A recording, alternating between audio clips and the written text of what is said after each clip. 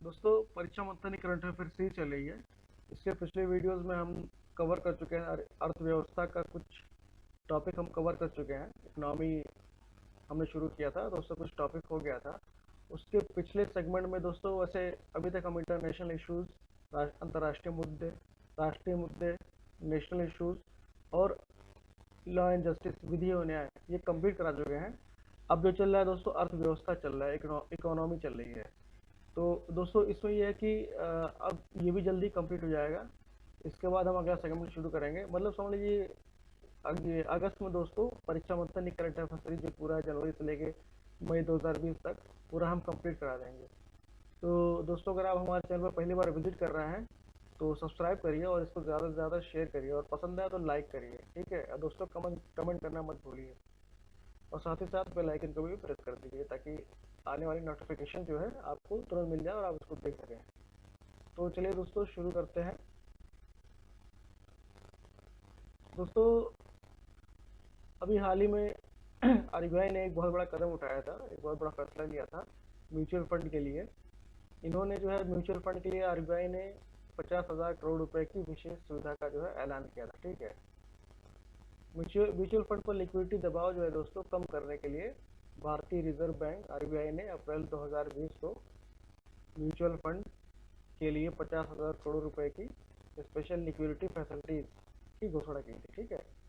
इसमें दोस्तों देश के अग्रणी जो म्यूचुअल फंड हाउस है, जिसका नाम फ्रैंकलिन टेम्पल्टन है, भारत में 6 डेट फंड जो इनके थे उनको बंद कर दिया था, ठीक है। जिसके बाद आरबीआई ने म्यूचुअल फंड के लिए विशेष तरलता सुविधा देने की घोषणा की थी। आरबीआई म्यूचुअल फंड के लिए 50,000 करोड़ रुपए का लोन उपलब्ध कराएगा और उद्योग में तरलता का संकट न खड़ा हो, ठीक है। इसके लिए गौरतलब है कि कोविड-19 की वजह से पूंजी बाजारों में अस्थिरता बढ़ गई है। कोरोना महामारी के ने म्यूचुअल फंड पर तरलता का दबाव डाला है, ठीक है। म्यूचुअल फंड पर तरलता दबाव को कम करने के लिए लिक्विडिटी की बात करता है दोस्तों, ताकि मतलब कैश फ्लो हो सके उसमें, उसके लिए आरबीआई ने ऐसा कदम उठाया है। तो दबाव कम करने के लिए उद्देश्य दोस्तों 50,000 करोड़ रुपए के म्यूचुअल फंड की विशेष तरलता सुविधा देने का निर्णय किया है, ठीक है। भारतीय रिजर्व बैंक ने जोर भी दिया, कोविड-19 के आर्थिक प्रभाव को कम करने और वित्तीय स्थिरता को बनाए रखने के लिए जो भी आवश्यक कदम होंगे वे उसे उठाएगा। अब निवेशकों के अटके हजारों करोड़ रुपए। दोस्तों जो इन्वेस्टर्स हैं म्यूचुअल फंड में जो इन्वेस्ट करके बैठे हुए थे, उनके लिए दोस्तों कोरोना वायरस महामारी के चलते यूनिट वापस लेने के दबाव और ब्रांड बाजार में लिक्विडिटी कमी का हवाला देकर फ्रैंकलिन टेम्पल्टन ने स्कीमें बंद की है। अपने इस फैसले के बारे में कंपनी का कहना है कि कोरोना संकट की वजह से लोगों ने तेजी से अपना पैसा निकाला है, ठीक है, जिससे कंपनी के पास कैश फ्लो में कमी हुई है। अब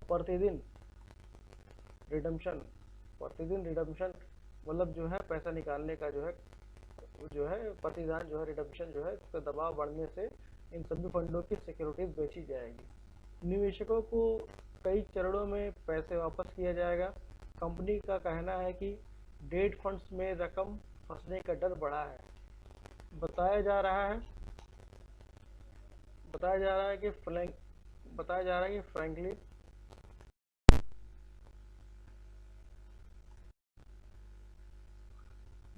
फ्रैंकलिन टेम्पल्टन द्वारा बंद की गई ये 6 डेट स्कीमों का कुल मिलाकर एसेट बेस करीब 28,000 करोड़ रुपए का है, ठीक है।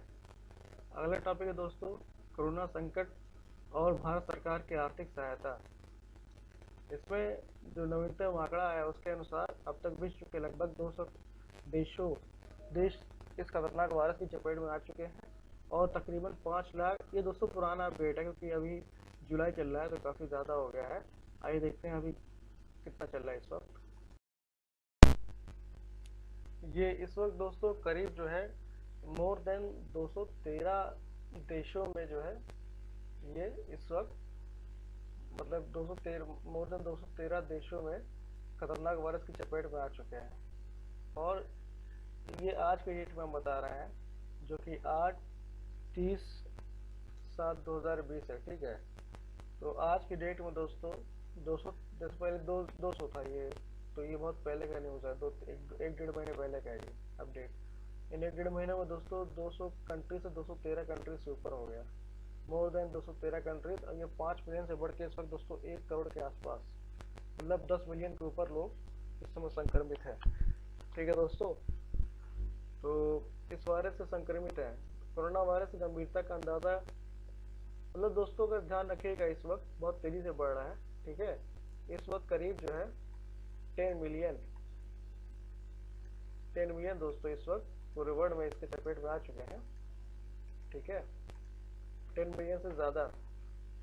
और इसी के साथ साथ भारत सरकार ने इस संकट से निपटने के लिए 24 मार्च 2020 को 20 अप्रैल 24 मार्च 2020 से 20 अप्रैल 2020 तक प्रथम चरण का लॉकडाउन लागू किया था, जिसके दूसरे चरण में लॉकडाउन को 3 मई से 2020 तक और तीसरा चरण जो है 17 मई और चौथा चरण 21 मई तक बढ़ा दिया गया था। ठीक है, आज के डेट में हम जुलाई में बैठे हुए हैं, आने वाला टाइम में पता नहीं क्या होगा, लॉकडाउन बढ़ेगा या घटेगा, जो भी जिस तरह हालात इस वक्त बहुत तेज़ी से बढ़ रहे हैं। तो देखिए, सरकार द्वारा जो घोषित उपाय है दोस्तों, इसके लिए क्या उन्होंने कदम उठाया, ठीक है, क्या उन्होंने एक मतलब इसके ऊपर क्या अपना डिसीजन लिया, क्या टेक लिया। तो स्वास्थ्य कर्मियों के लिए दोस्तों उन्होंने एक बीमा शुरू किया था। ठीक है, इसके तहत कोविड-19 से लड़ने वाले स्वास्थ्य कर्मियों के लिए बीमा योजना शुरू की गई। इस बीमा की योजना के तहत सफाई कर्मचारी, वार्ड बॉय, नर्स, आशा कार्यकर्ता, स्वास्थ्य कर्मी, टेक्नीशियन, डॉक्टर और विशेषज्ञ एवं अन्य स्वास्थ्य कार्यकर्ता आदि सभी को शामिल किया जाएगा। कोविड-19 मरीजों का इलाज करते हुए यदि किसी भी स्वास्थ्य कर्मी के साथ दुर्घटना होती है तो उसे योजना के तहत 50 लाख रुपए का मुआवजा दिया जाएगा। ठीक है, ये है। और इसी के साथ साथ पीएम गरीब कल्याण अन्न योजना, दोस्तों ये क्वेश्चन बड़ा इंपॉर्टेंट हो सकता है, प्रीलिम्स का पॉइंट ऑफ व्यू पूछ सकता है। पीएम गरीब कल्याण अन्न योजना किसके द्वारा शुरू की गई और मतलब इसमें क्या था। ठीक है, तो दोस्तों ये इस योजना का मुख्य उद्देश्य जो था भारत के गरीब परिवारों के लिए खाद्य सुरक्षा सुनिश्चित करना था। और इसके साथ ही साथ 80 करोड़ व्यक्तियों, भारत की लगभग 2/3 जनसंख्या है, उसके आगामी 3 महीनों के दौरान मौजूदा निर्धारित अनाज के मुकाबले दोगुना अन्न मुफ्त प्रदान किया जाएगा। इसके मतलब इसमें बात की गई थी। अगला प्रधानमंत्री गरीब कल्याण योजना, इसके तहत सरकार ने घोषणा की दोस्तों 2020-21 में 2000 रुपये की पहली किस्त जो है 2020 में पीएम किसान योजना के तहत खाते में डाल दी गई। इसके तहत 7 करोड़ किसानों को कवरेज किया गया।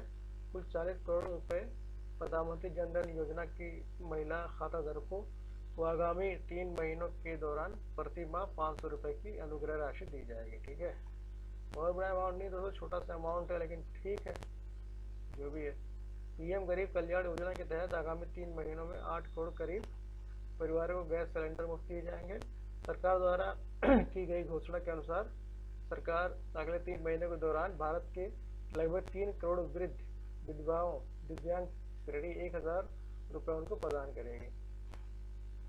1000 में किस तरह सर्वाइव कर पाएंगे वो। पीएम गरीब कल्याण योजना के तहत 1 अप्रैल 2020 में मनरेगा मजदूरी में 20 रुपये की बढ़ोतरी की गई। 10 रुपये का चाय आता है, बताइए आज के वक्त में हाफ चाय 5 रुपये का, बड़ा चाय 10 रुपये का, 20 रुपये बढ़ोतरी के। 20 रुपये में एक समझ लीजिए कि चावल भी मुश्किल से मिल पाएगा। अच्छा, जो भी चीज़ें अगर खाने पीने की बात की जाए, चावल दाल। मनरेगा के तहत मजदूरी बढ़ने से प्रत्येक श्रमिक की 2000 रुपये का अतिरिक्त लाभ होगा। इसके तहत लगभग 62 करोड़ परिवार लाभान्वित होंगे। सरकार द्वारा पहले चरण में 1.70 लाख करोड़ रुपए की राहत पैकेज की घोषणा की गई थी, जो कि देश की कुल जीडीपी का 1% से भी कम है, बताइए। दूसरे चरण में सरकार ने 20 लाख करोड़ रुपए की राहत कोष की घोषणा की। लॉकडाउन का अर्थ है प्रभाव, मतलब ये दोस्तों अब तो इस समय वो मतलब अब तो और जाने की जरूरत ही नहीं है, इतने टाइम से लॉकडाउन लगा हुआ तो सभी जान गए होंगे। एपिडेमिक डिजीज एक्ट 1897 के तहत लागू किया जाता है। ठीक है, पूरे भारत पर लागू हुआ था, आने वाले टाइम में भी लागू हो सकता है। ये एक प्रशासनिक आदेश होता है। बस इसमें ये दोस्तों, इसमें क्या होता है कि इसमें तहत इसमें ये घर में रहने के लिए आह्वान किया जाता है, कि अनुरोध किया जाता है कि भाई आप लोग घर में रहिए और ज़रूरी सेवाओं के अलावा सारी सेवाएं बंद कर दी जाती है। कार्यालय, दुकानें, फैक्ट्रियाँ और परिवहन सुविधा सभी बंद कर दी जाती है। जहाँ संभव हो वहाँ कर्मचारियों को घर से काम करने के लिए कहा जाता है। हालांकि लॉकडाउन के दौरान आवश्यक सेवाएं निर्बाध रूप से चलती रहती है।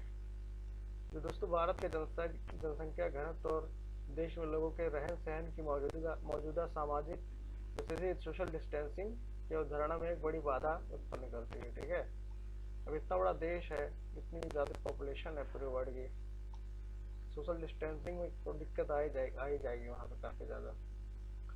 दोस्तों एक अनुमान के अनुसार 21 दिवसीय लॉकडाउन के कारण भारत के कुल उत्पादन में 37% की कमी आएगी। आएगी क्या, आ चुकी है, क्योंकि बहुत पहले का ये अपडेट है, क्योंकि 1.5 महीने पहले का है। इस समय चल रहा है जुलाई, और जीडीपी के 4% से भी कम हो सकता है। वैश्विक विकास दर में ही गिरावट की भारत की अर्थव्यवस्था को प्रभावित करेगी। प्रभावित विश्व लेवल पे हो रहा है, पर ग्लोबल लेवल पे हो रहा है, हर कंट्री प्रभावित हो चुका है। कोविड-19 से बैंकों का एनपीए। अब एनपीए क्या होता है दोस्तों, 90 दिन के अंदर अगर बैंक से लिया गया लोन अगर आप नहीं देते हैं तो एनपीए हो जाता है अमाउंट। ठीक है, ब्याज उसका अगर आप नहीं देते हैं।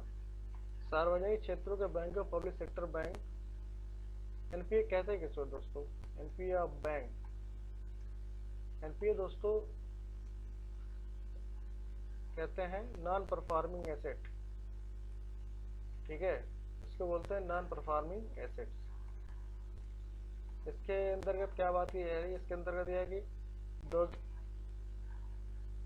2020 में 50,000 करोड़ रुपए से अधिक के ऋण की गैर निष्पादित संपत्ति नॉन परफॉर्मिंग एसेट्स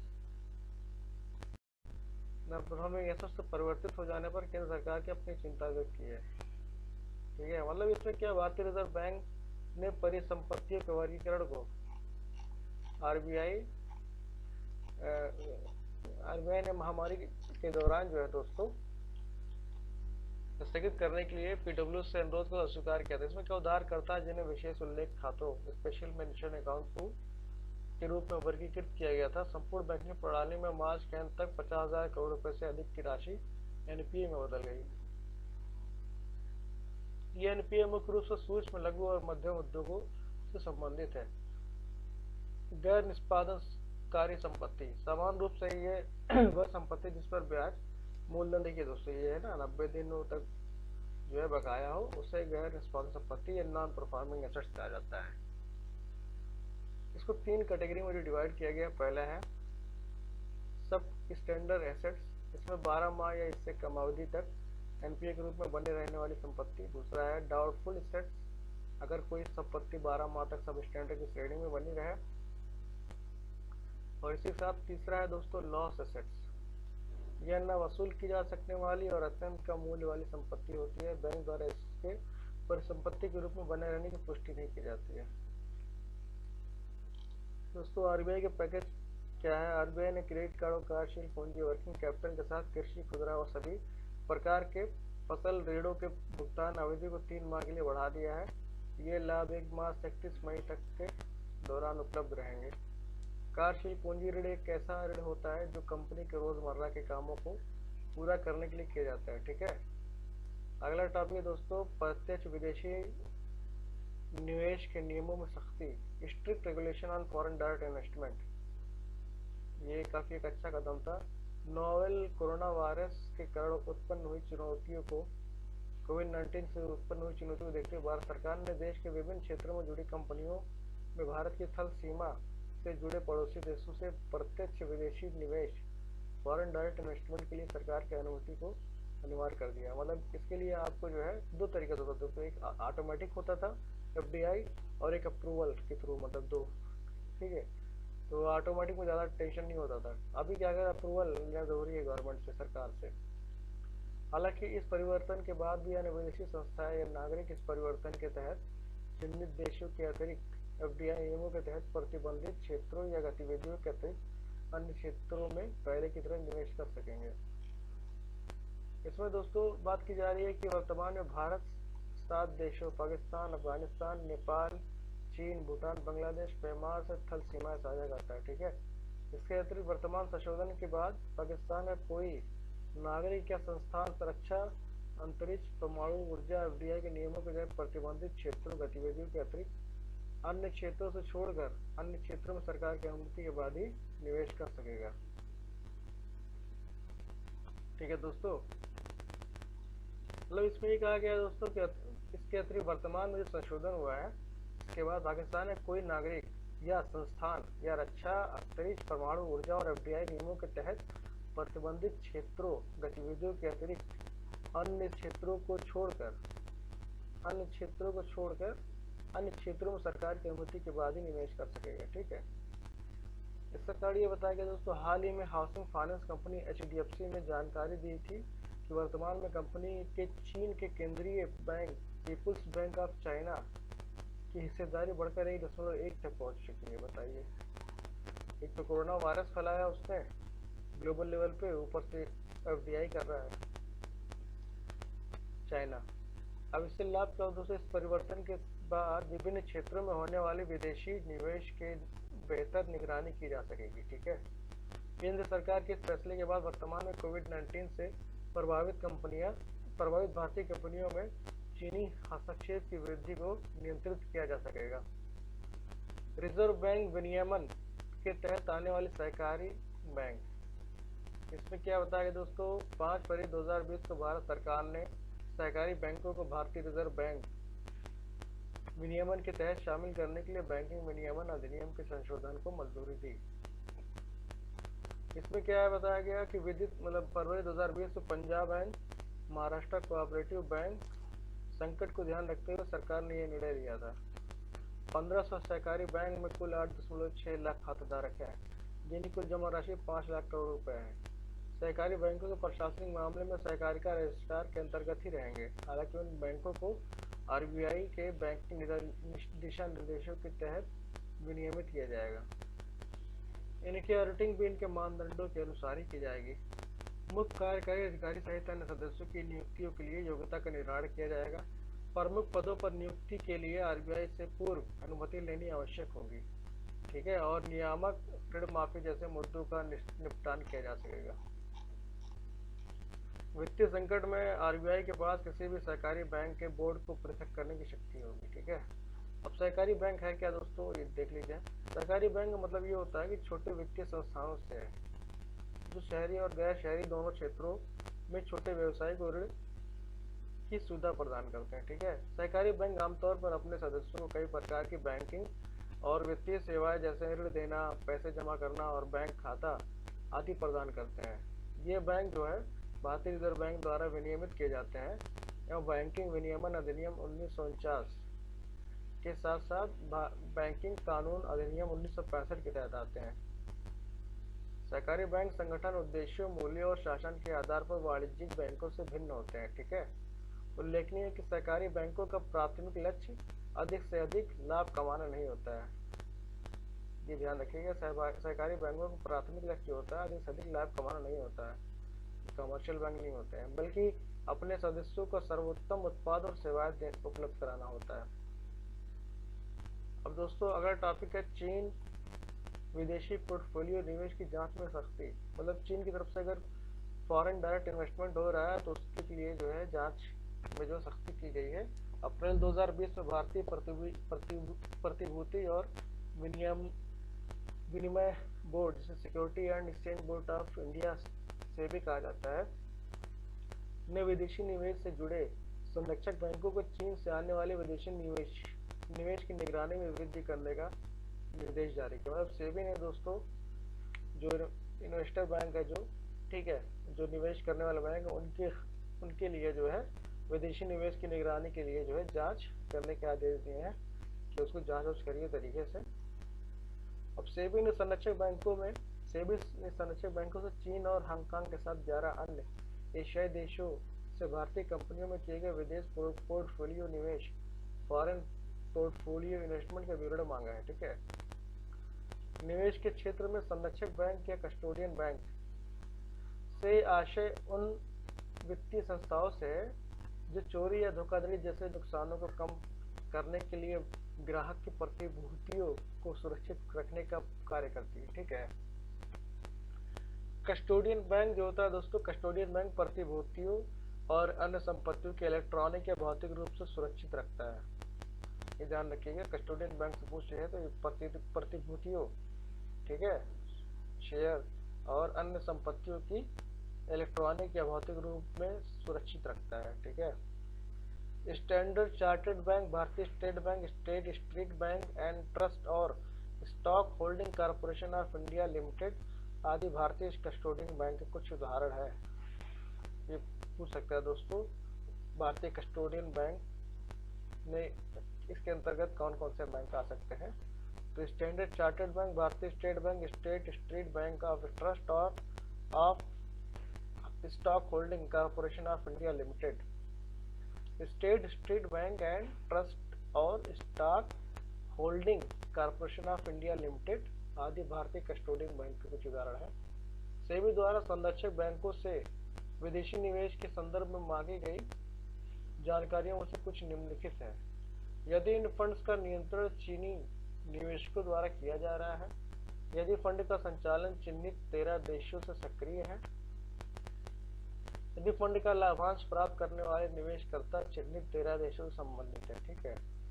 एफपीआई पर सेबी की सख्ती के कारण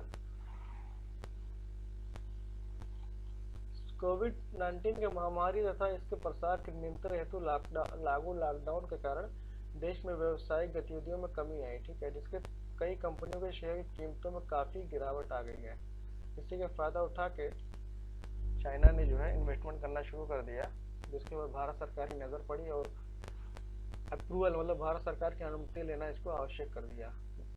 हाल ही में भारत सरकार ने कोविड-19 के कारण उत्पन्न हुए आर्थिक दबाव के बीच भारतीय कंपनियों के अवसरवादी अधिग्रहण,